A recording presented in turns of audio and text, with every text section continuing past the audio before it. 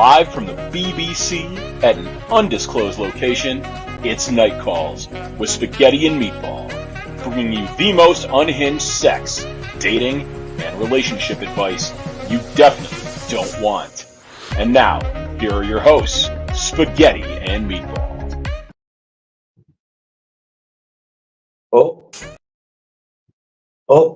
There we go. Hey. Technical.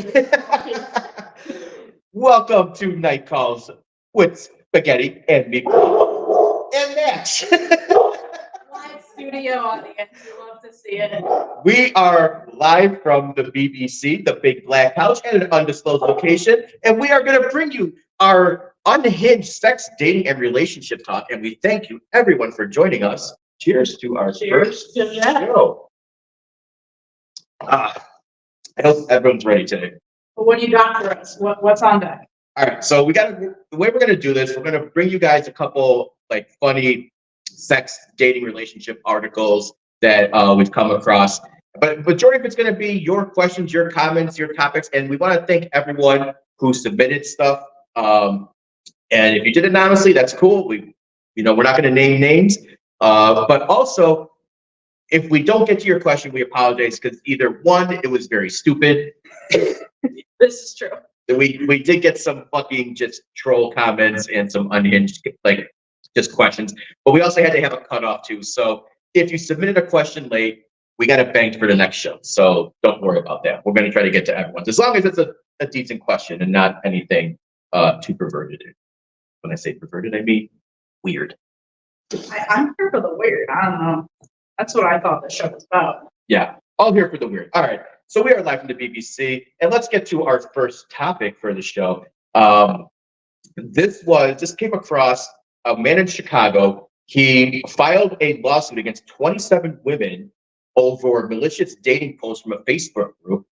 He is suing for $75,000 in damages. His name is Nico D. Ambrosio, and he's basically saying that a bunch of women went on there and slandered him because he was a serial dater. He ghosted women. He had a temper.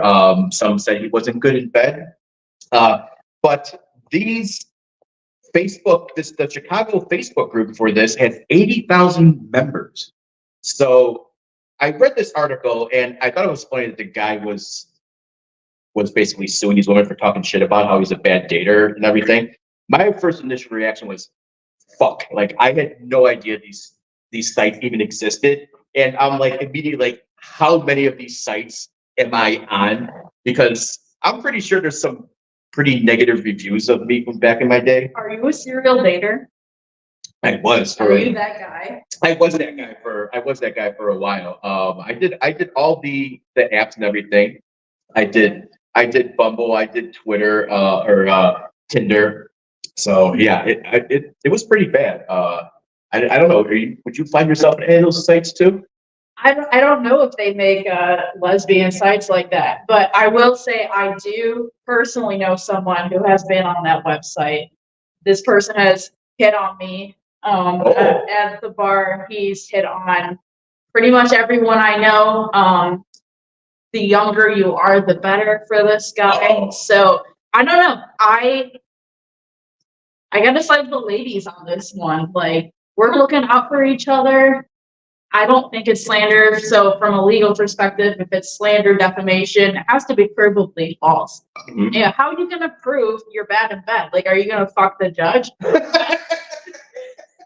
I mean, in Chicago, anything goes. Like, you have to fuck the judge to get out of this case. But I just, I think we're in an information age, and the more information we can get out there and help the ladies out, like, I'm here for it. Yeah, so he is suing for emotional distress, for defamation. He's saying that this is causing him loss of a financial loss, anxiety, emotional, mental anguish and suffering. I feel like if that's very douchey terms for these girls didn't want to date me, and now that I can't pull my game, like my riz, I guess if that's a term kids use. Yeah, because So apparently you're not allowed to use last names. So it was basically they just said anyone know red flags about Nico 32. His age was 32. But yeah, are we dating the same guy Facebook groups? And I'd be interested to know if anyone in the comments are actually part of these groups, because like I told my wife when this came up, I said I'm very curious to see if like I was in it. And she's like, "Oh, do you want me to join the group?" I'm like, "Absolutely not." And no, I'm like, number one, because I feel like it's one of those like better left unsaid. Like I'd rather not know. But number two, if I am somehow in these Facebook groups, I want my wife to see my past red flags or anything from like dating history or anything like that. Like that's not something. I just like let's just bury that as far as. So I'm showing this comment for Missy. Don't do bad things if you don't want me to say bad things. And you know what? I think a lot of dudes will be pissed about that. But that's so true. Because when I tell you in these defamation cases, one element you have to prove to win your case is that the statement about you is false. So like if you're a shitty person and you're just upset that people are talking about you being shitty, like you don't have any legal remedy. Like, sorry, buddy, just don't be shitty. Period. That guy has definite like I'm gonna take you to Buffalo Wild Wings for Yeah. advice. If you say something true about somebody, that's just game over. Yeah. People up in the comments says, can we get a curtain? So yes, we are aware that we're going early today. This will be the one time we only go at 5:00, and going on the first day after daylight savings time probably didn't factor that into the amount of sunlight that my room faces the west. So yeah, we apologize for the extra light. You just had LASIK, so you might have to put these on. Oh, they're fucking my hair. Good time. Yeah, so I think this guy's pretty fucked now. I think he put his name out there. He got basically doxxed for the lawsuit, and ironically, in a follow-up post, and this is probably no surprise, the judge dismissed the case and also found out that he was a tax fraud, that he lied on a couple of tax returns. Big shocker there, and now he's gotten no money, and women are going to know his name now, and now he's have to basically move to a different city now, like maybe change your name or something like that. So right. I mean, before he filed the lawsuit, people didn't even know his last name. They just knew he was Nico. 32. How many guys named Nico, age 32, are in Chicago? Probably more than 3. I would say so. He doxed himself at the end of the day because he didn't like that he was bad at his stick game. You know what? That's nobody's fault but his. Yeah. So if you're a douchebag, and don't run the same game on multiple, because apparently there are Facebook groups now which I did not know existed, and if I did know they existed, I probably would have been vastly different in my 20s and early 30s. Like I would have been. This guy's outing himself. I am outing myself. Like I am openly admitting to that I was an asshole back in my younger years. I did some douchey things too. But now that I know, if I knew these things existed 15 years ago, I would have been my like teasing, like just, oh yes, teasing cute. That's the word I was looking for. Okay, this raises a good question that I want to ask you. Is it only the fact that you could get caught that would stop you? Yes. From being a douchebag? Yes. 100%. Okay. Like if I'm living in my little douche bubble, like that's one thing. And see, we got our live studio audience here too. Max is part of the show. We said we're gonna film this live, and she wants to be part of Nightfall. So but yeah, I would have basically been living in my douche bubble and not just being like, oh wait, so do you have a Facebook? You do. Oh, are you very active on your Facebook? I would have been trying to play, Sherlock Holmes and figuring out if she's part of the 80,000. I mean, Chicago's a big city, but 80,000 is a lot of people. And this article was back from January. So I'm sure that's expunged greatly. And not only that, but these are I'm sorry. These are Facebook groups from across the country. Max, what are you doing? Oh, so I guess Max wants to join the show. She wants to participate in some in some calls. So, all right, we're just gonna run with it. Good job, Max. All right. I like Aaron's comment. Just don't be a douche, and you won't end up on the site. Yeah, that is true. Man, is it so hard to just not be a douche? I'm just gonna put that up. It can be, yeah, because like a lot of it You too were is, supposed to say yes to that. a lot of it is. All right, Max, you're getting a little extra right now. A lot of it too is that like some men just can't help it. You know, it's how they were brought, Yeah. it's how they were No, raised. yeah, you can help it. You can help it. You can. I think age has a lot to do with it too. Once you mature, you definitely get less douchey. That's fair. I'll give you that. Yeah. All right. We're going to move on to our next topic before we get into our questions and topics from everyone here today. So this one, and speaking of online dating as well, Bumble launched new AI. AI is all the rage nowadays. Bumble launched AI tools to weed out scammers and fake profiles, which is also a good thing, you know. But they have this thing called Deception Detector. It blocked 95% of spam and scam profiles, and it reduced fake accounts by 45%. And as soon as I read this article, my initial reaction was, this is horrible. Why is it horrible? Because and here's the thing, I grew up in the Jason early. wants to fuck robots. That's what I'm kidding. Here's why I think it's right. The catfishing tools, it's good and bad. I grew up in the early ages of the internet. Max, you need to chill for a Oh bit. my God. Your dog must. I know. I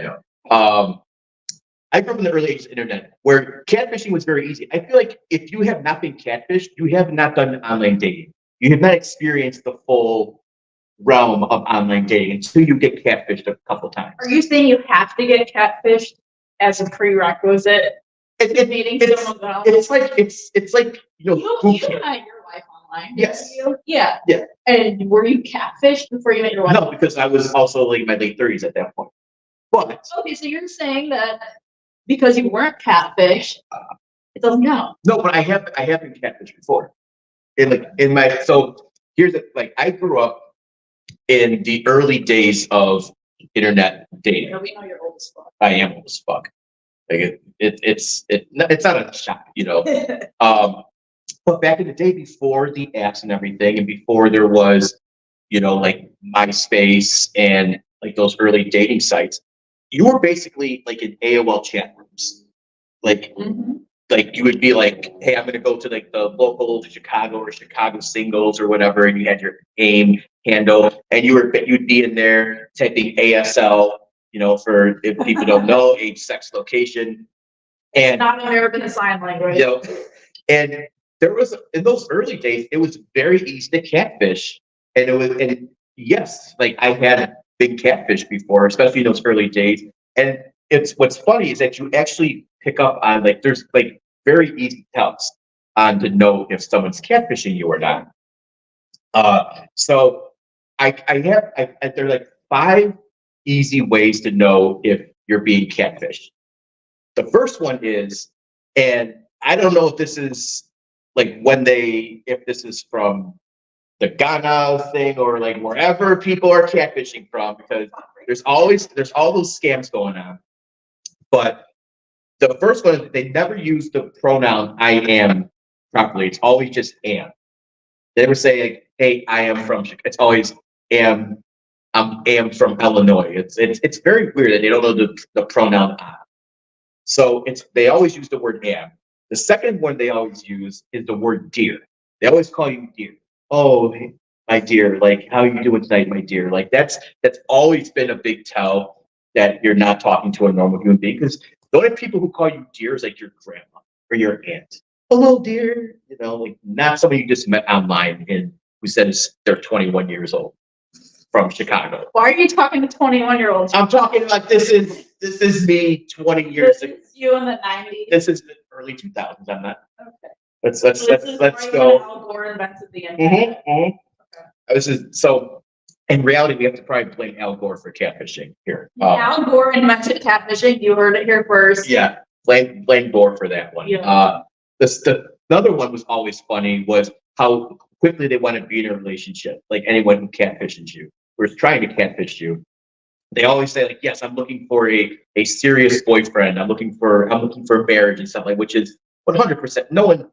That's like a big red flag, even if that wasn't a catfish. If that's an actual. If someone you're meeting it for the first time on Bumble, Tinder, whatever the dating apps now that people use. If someone said like, "Hey," right away, like, "I'm looking for a serious relationship," that would kind of scare you away, wouldn't it? Depends. Depends. What you're looking for. Okay. I mean, different apps are for different things. That's true. Conversation for That's true. different time. That's true. Totally Different apps for different things. But they would always want to be in a serious relationship. Sometimes they wouldn't even be in the same city or state from you. You'd be like, "Hey, where are you from?" Chicago. And they'd be like, "Oh, I'm from Milwaukee," or "Oh, I'm from Indianapolis." So it's kind of like, well, I'm close, but I'm not like super far away. So you could always maybe get your hopes up or something, but no.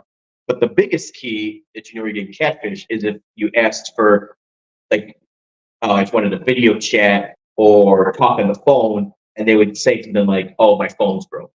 That was always like even when I was doing dating on like Tinder and Bumble and everything like that, like where it was, "Hey, do you want a video chat on Skype or Snapchat, do an Instagram live, whatever it was." And it was amazing because they could be on the app, they could be talking, but their camera magically was not working at some point. So that's also a big red flag too of how like you know you're getting catfished or not. But so you've never been catfished before. Not to my knowledge, no. All right, so Celeste is batting 1,000 on all her dating profiles. Like, look at the humble brag on Celeste here. I mean, I'm picky too. Like, I'll get the ick immediately. So, like, I don't. So you just get the ick and you're just like, I also am not like I don't FaceTime people. Even my closest friends will tell you like I'm not trying to FaceTime you. I don't want to talk on the phone. I just don't like that. Like we're meeting in person or we're texting. Period. So if you don't want to meet in person, fine. Next. You know. yeah, no, it's true. So. But yeah, it was so like I just remember a lot of those days like in the early AOL chat rooms. I used to get these pictures from like and this girl would be like drop dead gorgeous and you'd be like, "Oh my God, like this girl's actually talking to me." And I'm like 18, 19 years old. I'm dumb. I'm naive. He's like, yeah, I'm gonna get some. Yeah, this blonde with big tits wants to talk to me. Like, holy shit. And she thinks I'm really attractive. Like, holy shit, like this must be my lucky day. It was his lucky day. It was until I found out that, you know, it wasn't actually real. They were just photos that you can get. And this was even before like, you know, you could pull images off the internet easily. It was probably someone they knew or a friend or something. Because you have to remember, like back in the day, in the early 2000s with the chat rooms, there was no camera phones back then. So like if you wanted to get pictures to like catfish someone, you were like scanning those motherfuckers. Or it was your friend. It was someone. Yeah. Or your friend was like emailing pictures to you because there was like before like the real digital cameras where you could take like, you know, like the SD cards and, you know, and upload them and like to a CD, get them printed as a CD from like Walgreens or Wolf Camera or whatever. You're saying words that don't even make sense. I know, exactly. That's because I'm old as shit. But that's like you have to kind of respect the game because like the amount of like work and extra steps that people had to go through to like do a fake profile. Like, hey, let me take the stack of photos I got of my hot friend and I'm just gonna scan them one at a time to hustle people. Like it's a very weird mental concept. So the takeaway here is if you do get catfished, you should appreciate it because that person clearly took a lot of time and effort to catfish you. Yes, and that is why I'm saying, like, you're not a true seasoned vet of the dating internet world unless you've been catfished a couple times. It's like boot camp. It's like spring training. It's training camp. You know, it's you once you get those tells and once you get those ideas, like, oh man, maybe this isn't true. Like that's when you can be like you can excel in the online dating world. So that's just my take on the catfishing. But kudos to Bumble for actually using AI for doing that. All right. But let's get into some crowd questions. Let's get some crowd questions right now. So this is what everyone came to see, right? Let's give the people what they Give the want. people what they want, and we can take turns if you want. We can cherry pick questions here. If You go for it. I can't. okay, all right. I'm gonna pick one at random here. Let's start off hot. You know, we got a lot of White Sox Twitter people in the comments here. I believe a large percentage of White Sox Twitter guys are into pegging. I personally wouldn't know. If they are, like, hell yeah, great for you. Is pegging, is that kind of like one of those like hush hush things that most guys are into, but they just don't really speak about it? Like, I mean, I feel like you would know better than I would because well, I am personally not. I don't hang around straight guys as much as you do. That's true. I am personally not into pegging, and I don't know anyone who is, but I feel like there's probably closet peggers I'm friends with. Yeah. I feel like it's one of those things like when you're not out with your boys and you're just like, so me and the wife yesterday took it to another level, and yeah, like I don't think that just comes out into your normal conversation with your boys. Yeah, I mean, when I'm talking with my boys, we don't talk about pegging. I do know some peggers. They like is it now is I'm not trying to just like talk down a bunch of friends, but is it people like who OnlyFans content people, or is it no? Just these are very professional. These people who have like PhDs from the University of Chicago. They're very accomplished people. Missy says she can name 3. Okay. And, let's not go there. We're not going to have any more. Missy, next time opening day in Lafayette, we'll slip you a couple bourbons, and you can name the names allegedly. You know, we're not trying to get canceled already here. But if you can name if that's the truth, if you know people, like I feel like that's probably no. Listen. Yeah. Why? What's the problem with pegging? Why? Nothing's wrong with pegging. Why are we talking about it? Why is it taboo? Like what? I think it was more taboo 20 years ago. I think nowadays a lot more. Is it considered too gay for straight guys to do? Is that the problem? No, because here. Then what's the problem? I think it gives you, if you tell people, it gives you the gay perception.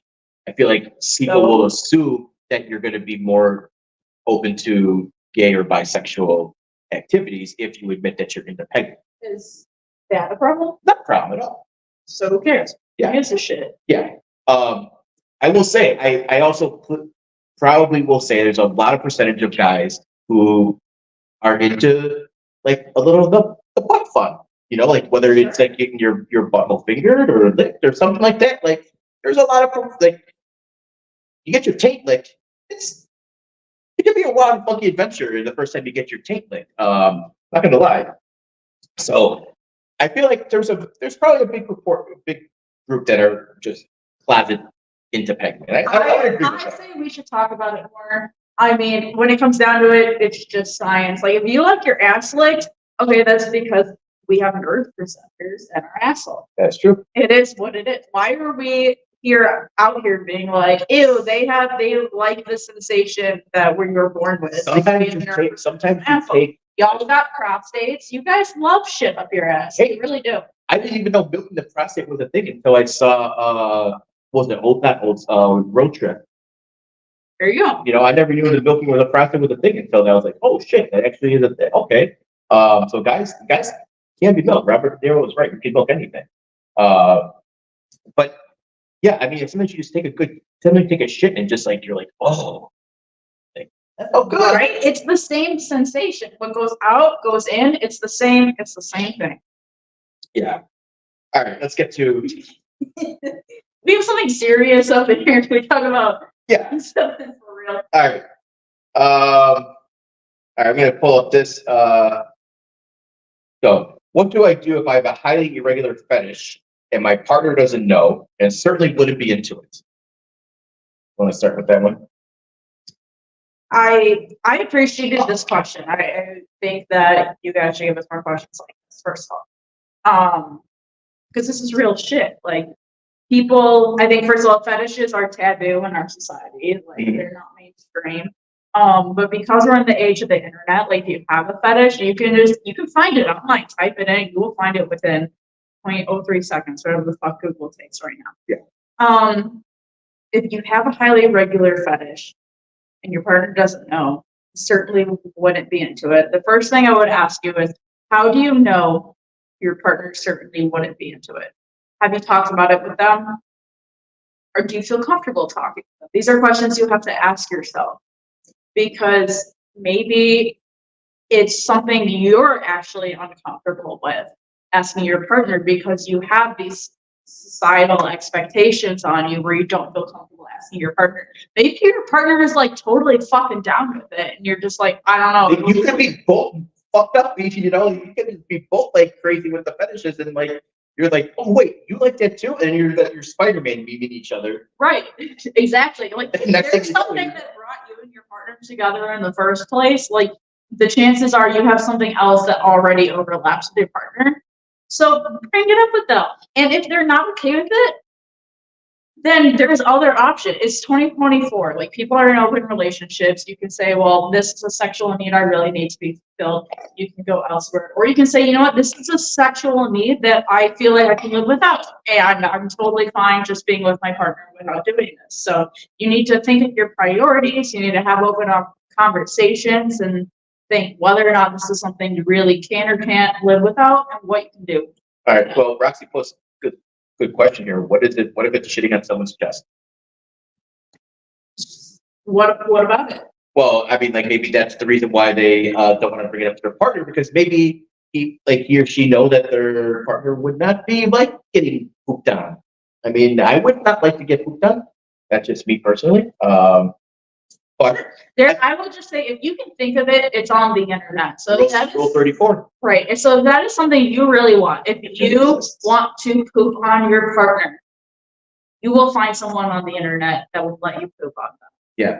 Also, I feel like if your partner doesn't know, I think you need to maybe like drop like just subtle Easter eggs, subtle hints, and just try to like, do feelers. Like maybe you say you're joking one time, you know, and see what the reaction is, or you know, or say like you have a friend who just you know had this happen, and then that's what you gotta do. Maybe just that it's there's always there people always do the thing like when they submit a question like asking for a friend who you really know it's actually plant the seeds. Yeah, you gotta plant the seed, and then maybe you know if you water it properly, that seed will grow, and then you can fuck it or whatever fetish you have, you can fetish it. So you gotta Easter egg it, seed it, play the long game. Definitely don't bring it up when you're drunk because that can make it even worse. Like I agree with that. You know, you'll either forget or it'll cause problems. And don't bring it up over a casual dinner at Olive Garden or anything. Like don't go to Olive Garden. Hey, what's wrong with Olive Garden? It's unlimited salad and breadsticks. That's true. Maggiano's? Okay. Yeah. All right. Maggiano's good. All right. Well, so that's good advice from us. All right. Let's go with the funny one here. Okay. What is the worst thing they have to say in bed? Boris or Declan? Little Russia versus Ireland action there going. I'm just gonna say I feel like Declan is a worse thing to say. I feel like more people are named Boris than Declan. I feel like that's a so when I think of Boris, I immediately think of the British Prime Minister Boris. He's an ugly motherfucker. I don't know if you can pull a picture of him. There's gonna be too much for me to. I don't know any motherfuckers named Declan, so like in my brain that's a safe on limits name for me. I don't know any Declans, but Boris, I'm thinking of Boris Johnson right away, and I'm not into it. So yeah, I feel like the name has to be associated with someone you know who's attractive, and if you're already thinking Boris Johnson, then you're not coming at all. Right. Like so, and you don't want to scream the name anyways. You just have to lie and like, you know what, your name's not Boris tonight. Like, what if it was like the hottest girl you've ever seen, and then you know she said her name was Declan? Well, would you say like, hey, you gotta like change your name for tonight? No, I'm not making anybody change their name. Okay. I really wouldn't get to that point if I wasn't attracted. Okay. All right. Fair enough. All right, let's get to the next question here. All right, let's go with this one's a longer one here. I got done hooking up with a guy. We stood up to get our clothes on, and I shook his dick like a handshake and said, "Pleasure doing business with you." And he did laugh. Yay or nay to this move first hookup? Yes. You're the one with the dick. Yes. That is a huge compliment to a guy. I'm not gonna lie. If I ever had a girl shake my dick after sex, I would have been like salute and said thank you, I appreciate you. That's one of the nicest things you ever said to me. When she said pleasure doing business with you, that I would have thought maybe am I getting paid? Am I getting some cap money or something out of this right now? Like what's coming on my end here? Am I getting a good Yelp review or something here? Like 5-star Google Map review? Facebook page. Yeah, my Facebook page, is that gonna go up now? Like but pleasure doing business with you, that's a good compliment for a guy. Like you got someone who's courteous, like, oh well thank you. And hopefully, you weren't a like a grower, because then it would have been like, you kind of want like the hand, right? You don't want like two fingers. Does your dick have a hand? No, I'm saying if you're going to shake a dick, right, after sex, obviously. I've never given a handshake to a dick. Okay. So let's. Okay, but what I'm saying though is like, okay, so you got an erect dick, it comes, and you want to shake it. Obviously, it's going to go flaccid at some point, and you got some guys who are growers and showers or whatever, or just naturally hung, whatever it is. But then like you want the handshake on the dick to be with the hand. You don't want it to go back where she's going like with the fingers, like. Okay, you don't want the finger handshake. You don't want to be like, oh, nice to meet you. You want to be like, yes, pleasure doing. What about grip strength? Because I will tell you from a woman's perspective, as a woman in the workplace, we're taught that you need to have a firm handshake, otherwise you will not be respected. Does that apply to handshaking your dick? No, the dick is super sensitive. You don't want anyone gripping that shit. Like that's like more torture. Would it be a power play if someone did that? If it's a power play, I would feel like more it's like an act of aggression if someone immediately like shook my dick and like squeezed the hell out of it, like whoa, what are you doing there? Like I thought you had fun here. You're complimenting me, and now you're abusing my boy. They massacred my boy. Like what the like? No, you want like a nice professional handshake. You don't want to establish dominance or anything like you're at a visiting or your first day in jail or anything like that. You want to just, like I said. But let's hope that she's shaking with at least 3 fingers and not like doing index and thumb. So that's what I'm saying. Like, hopefully, but yes, it is a compliment for a guy, and I believe that any guy's ego would be inflated if that happens. So that's yes. That's Jason approved yes for first hookup move. I hope he texts you back next day for that. All right, you heard it here first. Yes. All right. Let's go another funny one here. Is it wrong to fall in love with a cartoon character, Hong Kong Phooey specifically? Let's see. Let me just do a quick Google search for Hong. I will say I don't know who Hong Kong Phooey is, so I'm going to reserve judgment until I see this picture. It's a dog. Okay, so. Can you post it? No, I can, but it's just it's gonna be too much. We can't. We're too old. Yeah, no, it's just gonna. I'm not. Okay, so for our viewers, it's a kung fu. It's a dog in like a. I don't know what the karate outfit. Yeah, the guy, the goat. The robe with the tie. It's a dog doing kung fu. I don't think it's wrong to fall in love with a cartoon character because I grew up in the '90s and I had to deal with Jessica Rabbit and the chick from Cool World, which were both just horny cartoon characters. Like they're like, if you're a guy my age and didn't like pop a boat like your first boner to like Jessica Rabbit, there might be something wrong with you. Same thing if you watch Cool World, like that was just like whoa. But I don't know if you ever see Cool World. I haven't seen Cool World, Okay. but I know Jessica Rabbit, and she's got great tits. I'll give you Yes. So I feel like if you don't get a little sexually attracted when you see as a guy, especially if you're a teenage boy, it might be something wrong with you because it happens. It happens. You couldn't not have it move after seeing Jessica Rabbit for the first time. So I wouldn't say fall in love. That might be a little weird, but to each their own. But I would say it's okay to get like aroused. Yeah, I would agree with you there. I mean, falling in love and getting aroused is also two different.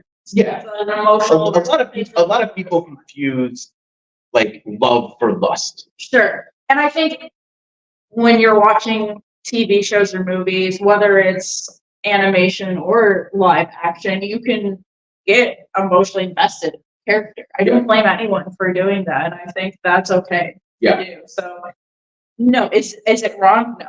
To answer the question, yes or no? No, I don't think it's wrong. No, but obviously you can't like marry or anything. So It's yeah.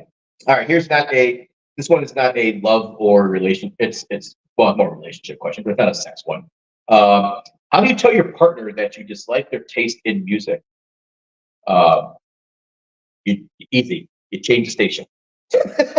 You establish dominance and you say this song sucks, and you change the station. Or in this day of age when people have like their playlist and everything, you're like, oh wait, hold on, let me put in my playlist. Like I feel like if you constantly like just establish dominance over the playlist and the music, your partner will get the hint that they're.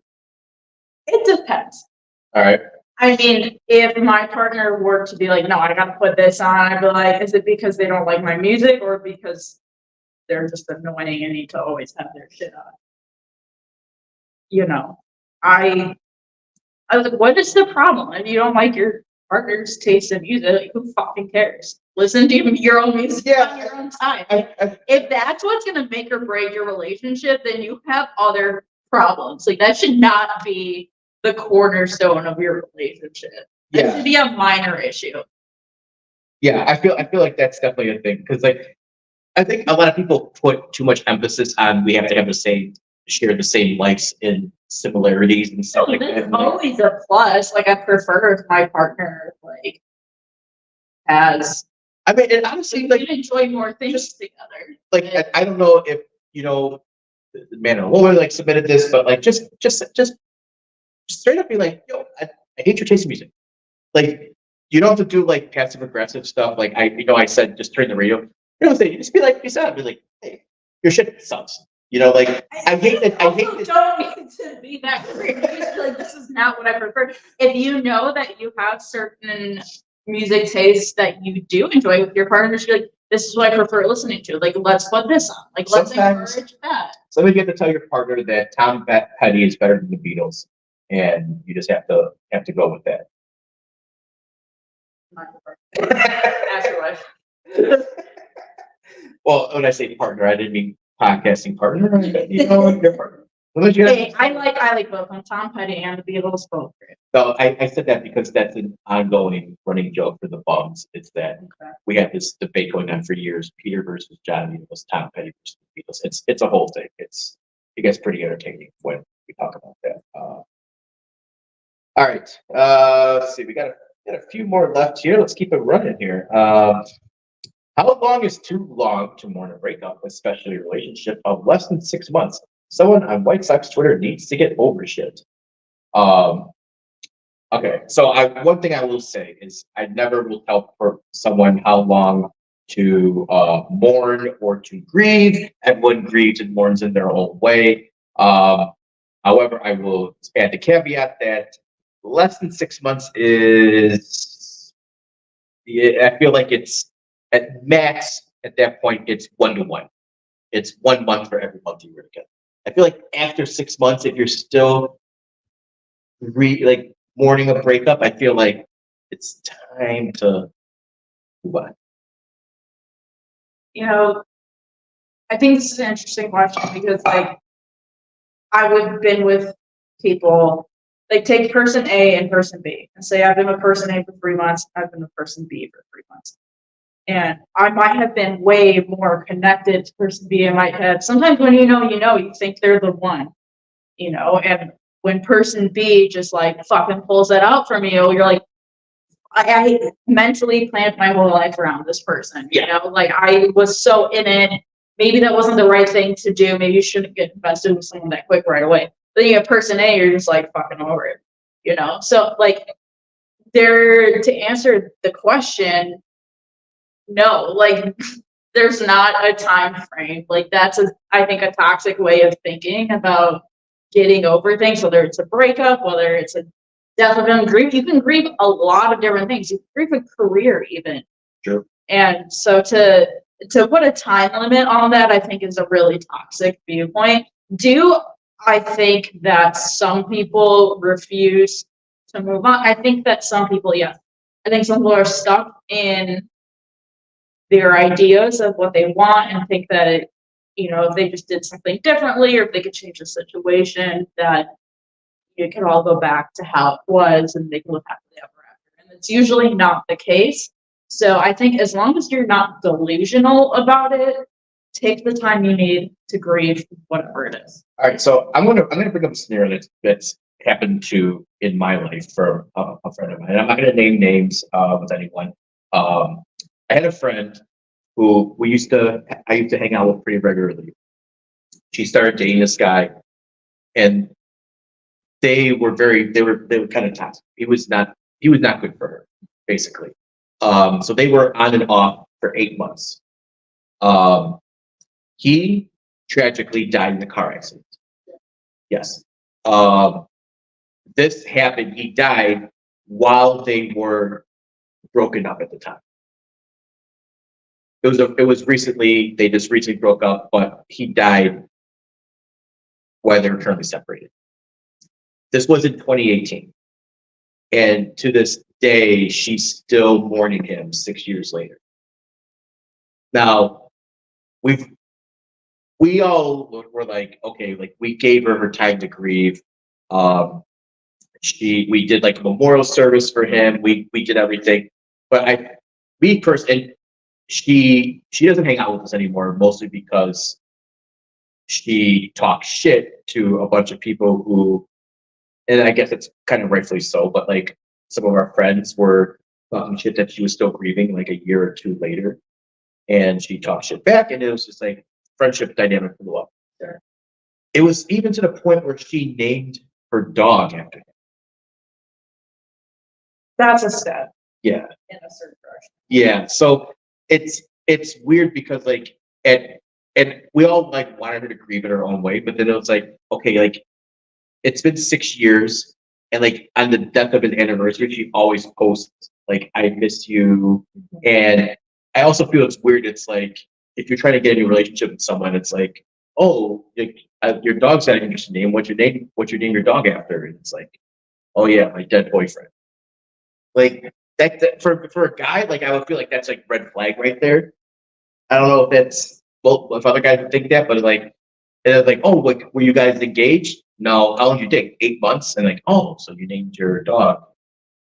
And so there's like, I guess there's like pros and like there's gives and ebbs and flows, whatever. But like, I feel like that's a little extreme in the grieving process.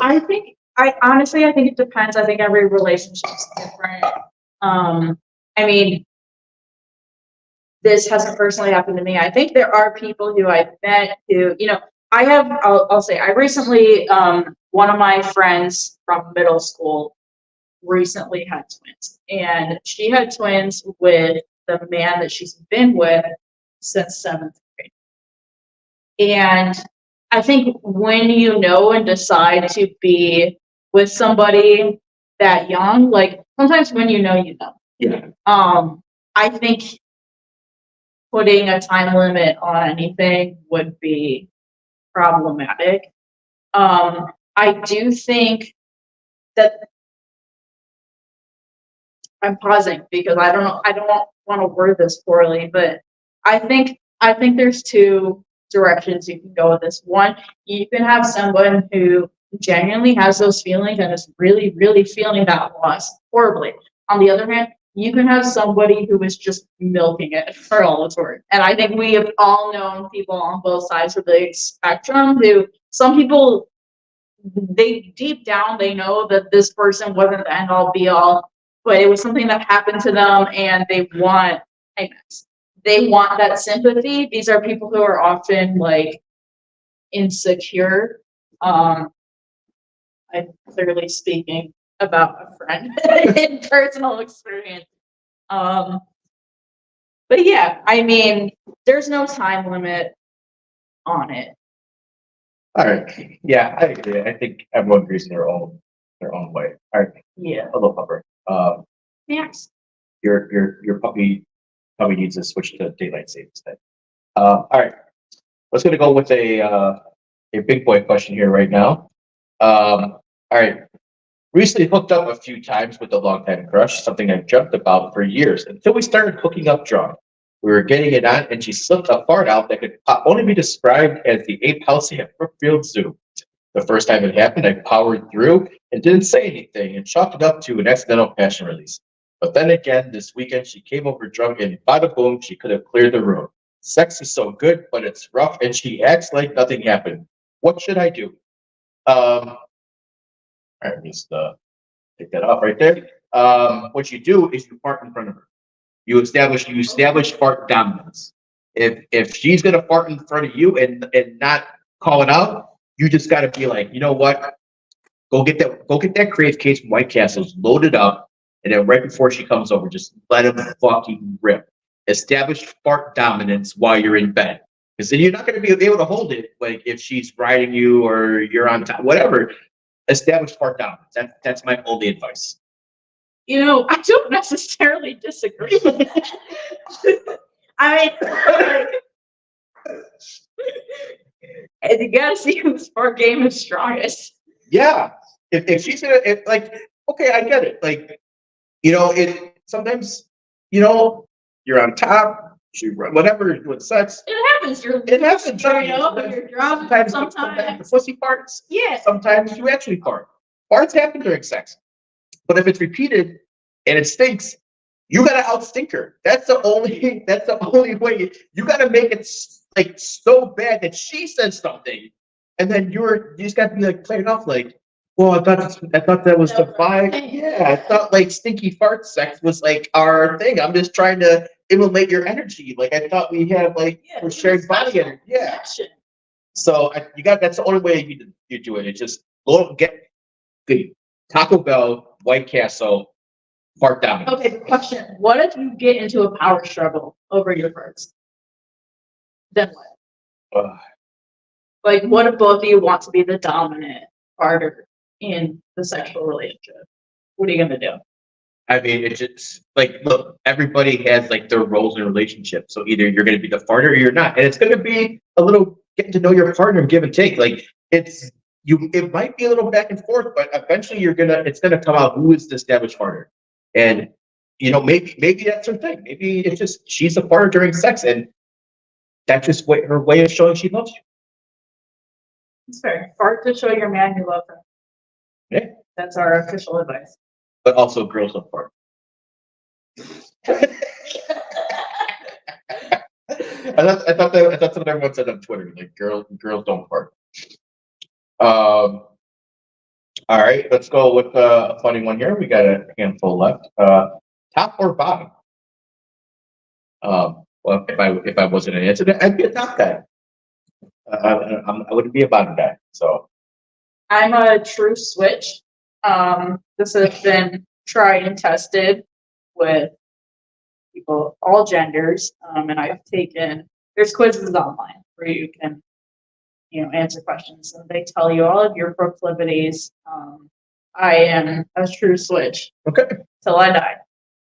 Right. Hey, I'm just gonna say I'm a top. So I haven't broached the pegging aspect yet. So until I ever, if I ever did that, maybe I'd change my mind on the subject, but maybe I'd be a switch too. But for now, I'm just gonna say I'm a top. All right, here. Let's go with this one here. What is your favorite sex flashback? So this is a question for the hosts. All right, you wanna start? You know my story already. Yeah, you told me this pre-show. Okay, so this happened in 2016. I started hooking up with a girl on Halloween night, actually, Halloween 2016. The timing of the story is interesting as well. We started hooking up Halloween. By early November, she had come over to my place. We were getting physical. We were in my bed, completely naked. And all of a sudden, like really hot in the moment, and all of a sudden she turns, looks at me, stops everything. She goes, "Are you a registered Democrat, state of Illinois?" Okay. I was like, does this what?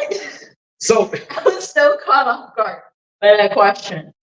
yeah, because like as a guy, and this has happened before, it's a game of like, okay, what is the right answer right now? Because am I going to tell the truth or am I going to lie? Like, because like I will be whatever you need me to be, for if I'm going to have sex right now. Like, especially if it's like right in the moment, like if this is something that you're talking about, like on Bumble, whatever. It's like, but like if we're both naked, my dick's hard, I'm like seconds away, and you're asking me this question. I'm only going to tell you what you want to hear at this point. Like, and then you said this was 2016, so obviously it was a week before the election. Yeah, it was right before Trump got elected. Yeah. If you needed to wear a MAGA hat or something right before, like, I'll fucking do it. Like, if that's what it takes, like at that moment. But like, you have to like play questionnaire. Like, you just have to like, oh shit, what's the fucking right answer? What is the right? Because like, if you say wrong, and it's not their affiliation, then no one's having fun right now. That's true. And I think in my case, because I was with another woman, there was one right answer. There was only one. You had a 99% chance of if I fucked that up, you had a 99% chance of getting that right. Like there wasn't, but yeah, like there's times where like and I've had this question asked me before, not right before sex. Not during. Not during sex. Okay, not during or right before it's gonna happen. But I've had this happen before. And if it's someone you're like seriously like considering as a long-term partner, it's like, okay, I'll be honest. But if it's not, and you're just trying to look to hook up, then it's like, okay, like let's play a little Sherlock Holmes here. So like if someone always asked me like what was my political affiliation and it was something I wasn't like interested in long term, I would always give the generic of like, oh, I hate everyone. Like I hate both parties fucking suck. But then I would it is. Like but, you're trying to get your dick sucked. Yeah. But then like I would try to drop like casual like questions or something that were not hyper partisan, but like I would ask like make like a generic like Republican comment and like see her reaction, and like a Democratic comment and see her reaction, and I could be like, okay, she took this one way, like I'm going to expunge on this and see how she takes it, and then you can kind of get a sense of like where her mindset is, and then I can be like, okay, I can just be open and honest, or do I need to play a role here? But yes, that in that scenario, it's like it's 50-50 hit or miss. Like you better nail the question right, otherwise no one's happy. Yeah, that was a game time decision. Luckily, it was an easy answer for me. It wasn't a wrong answer either. So yeah. We were good to go. We dated for 3 years after that. Okay, so it worked out. So my favorite sex flashback was this was in Puerto Vallarta. I met this girl at the bar. She was a local. She didn't speak hardly any English, and I hardly spoke Spanish. So it was me trying my busted ass Spanish. But she asked me if I wanted to leave with her and her friends, and they were going to the beach. And let alone, I hopped in her friend's brand new Jeep Cherokee. We drove down to the beach, and as their friends walked down the beach, me and her ended up hooking up in the back seat of her friend's Jeep, this stranger for me. So, we hooked up in the back seat of a Jeep at the beach in Puerto Vallarta. But the funny thing is, though, is that like as soon as she came, she like just pushed me out, like, all right, we're done here. And I was like, whoa, like, hold on a second, like. I'm not done. And no, it's This ain't about you. no, it was not about it. Because as soon as she came, it was like, we're done. Like, and I'm sitting there like just dumbfounded, like, what the fuck just happened? Like, well, I did. I was used. I fucking got used. How does it feel? How does it feel? It did not feel good because I was like, can I? No. No. That was a woman on a mission. I respect the fuck out of her. So it's funny. I tell her it's like one of the bigger. It's funny because of like I can say like, oh yeah, like I hooked up in the backseat of a stranger's Jeep on the beach of Puerto Vallarta, but then it went horribly wrong. Like it went downhill so quick for me. She's on her podcast. Listen, Yeah. This is the best where I played this motherfucking I hooked up this American and I fucking kicked him out of the back seat. Yep. And luckily they at least drove me back to the hotel. Like that was nice of them. At least happy end. There you go. they drove me back to the hotel, which was nice because I didn't have to like take the walk of shame myself. Like, but yeah, that was my sex flashback story right there. All right, we got 4 left here. What is the proper amount of time to go from first base to home plate if you really want a relationship to work? I don't want to come up as easy, but also don't want to have them lose interest. Thank you. It's day one, son. Yeah, I gotta agree with Jason here. I recently actually just got into an argument with a close friend about this, and there's a great video that we can post on our Twitter after this episode about how getting the difference between having a physical connection and having a mental connection. Sometimes like my brain space, like this is a sacred space. I don't want just anybody to get into here. I don't want anybody into my brain and my heart, but like my body will carry on. It can't be hurt as bad as my brain and my heart can be. So, if we're not physically compatible on the first date, why am I going to bother getting to know you emotionally? Yeah. I always say it's like test driving a car, right? You're not going to buy the car like you test drive it first. Sometimes you do, but you have to do it right away. I feel like you have, if it's not first date, it's got to be within second or third at the max. Because like you don't want to get too invested with someone if the physical chemistry's not there. And yeah, like people always talk about like, well, like that physical isn't everything. We have an emotional bond. Yeah, it's kind of a cop out too, right? I feel like I feel like you have to be attracted somewhat to your partner, and you have to have at least good. And I would say you don't have to have amazing sex. You don't have to have like mind blowing. Oh my god, I can't walk for 3 days sex. But you just have to have like something where it's like, yes, I could do this. I don't agree with that because I believe in asexuality. Okay. I believe there are people who are That's true. asexual and they have that emotional connection and that's what they want, that's what they need, and it's totally fine. And I think that if sexuality can be a spectrum between women and men and any gender in between, it can also be a spectrum in between asexual and sexual.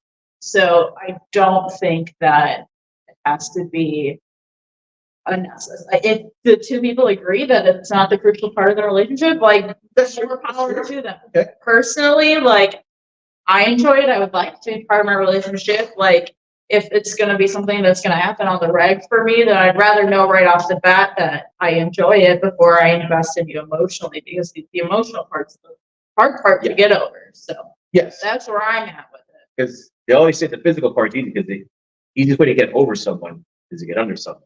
That's true. So yeah, the emotional part's the hardest part. All right. What is the worst role play scene you have ever heard? Look, I'm not a big role play guy here. Oh, here comes the Max. I'm not a big role play guy, but I have to say the worst role play scene I've heard is people who want to like or into like the rape role play.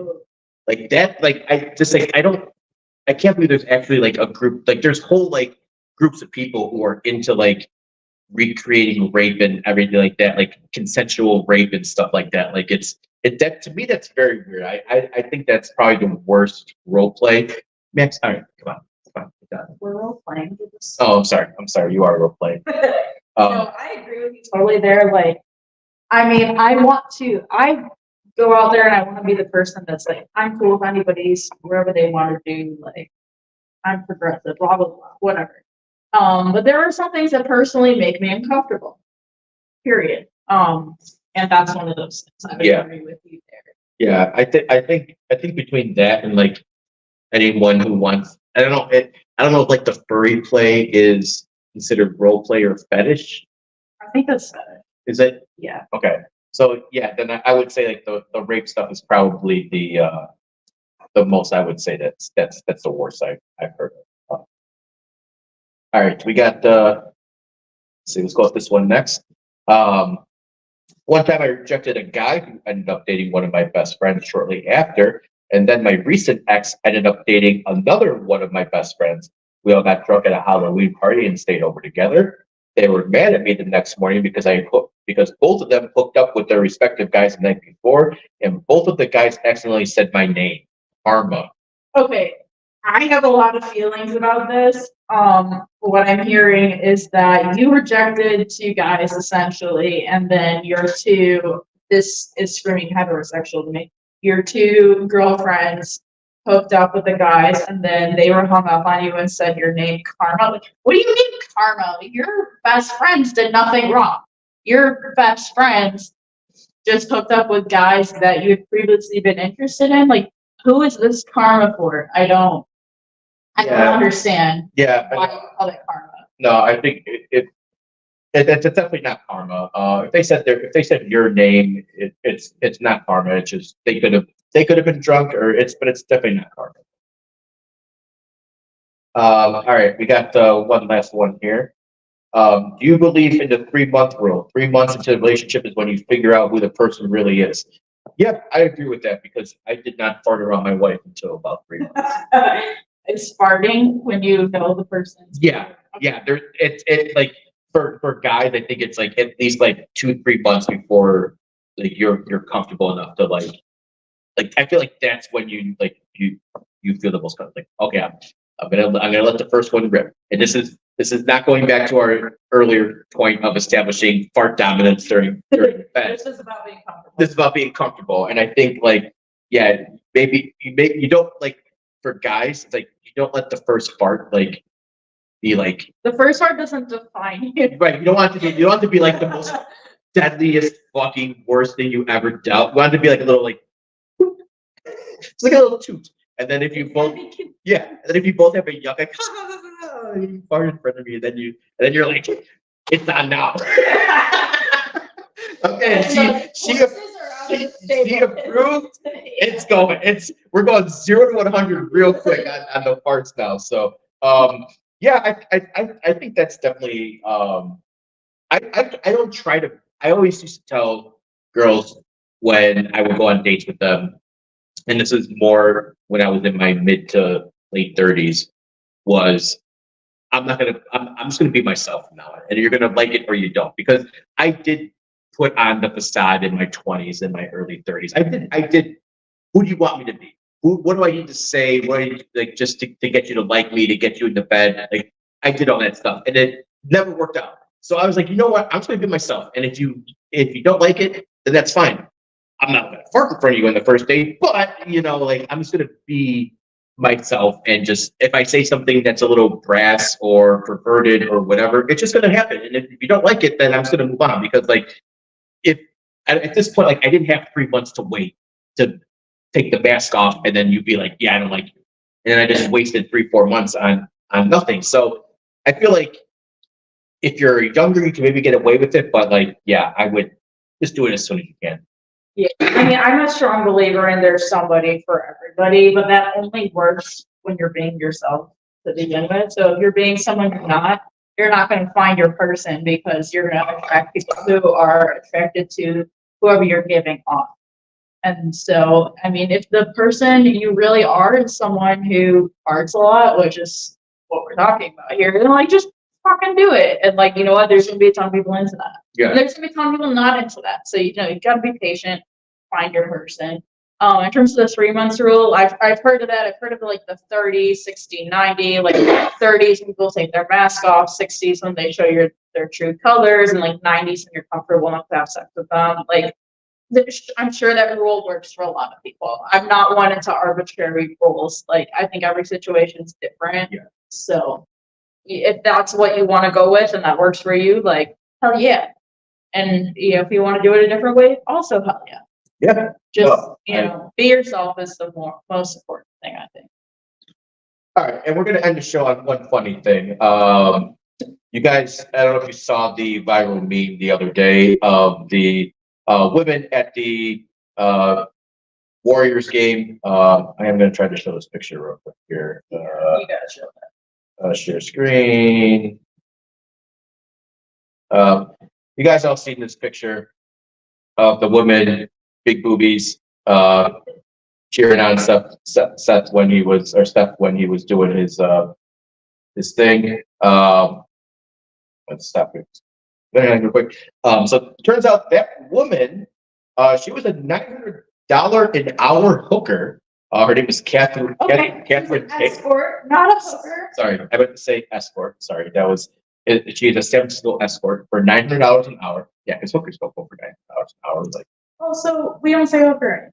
no. That's got a negative connotation. Okay. We support a girl making money doing it. I don't sex work shame at all. So, but okay, yes, escort. Let's not say. We won't say hooker. But she was a $900 escort. She had a tweet that she deleted and then she locked her account. But she said, "God, best date of my life, as you can see. Fuck me. Remind me to come fully dressed next time. What a fucking blast." My only thing was, hey, she had a good time. She went viral. You have to be like, the guy just got outed for buying a $900 an hour. Yeah, like I don't. What's the problem? Why did this go viral? Although I mean, we love great titties. We love to see them go viral. We do. But like, what's the problem? Also, I love the. If you've seen the picture, I love the dad in the front. With his two Yeah, kids, I think like, the looking in the reactions eyes. to that guy were better than the reactions about her. Yeah, but every like once she got outed, like everyone knew, like either the guy to the left or the right of her, like, oh yeah, like that's you just paid a $900 an hour escort, so to go to a Wolves game.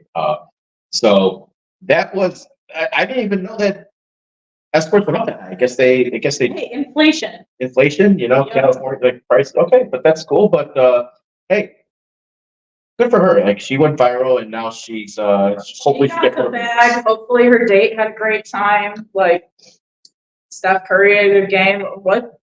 All good here. Yeah. So hopefully she gets some more business though. But yeah, look at that. Those are nice tits. Another nice tits. All right. With that, guys, that's our first show. That was the first episode of Night Calls, even though it's still daytime and sun and everything like that. So It's the early birds. it's the early bird. Yeah. So we're gonna be back. We're not gonna do this every week. It's gonna be like maybe once a month or whatever. But if it blows up and we get lots of questions, we need to go more often. We will.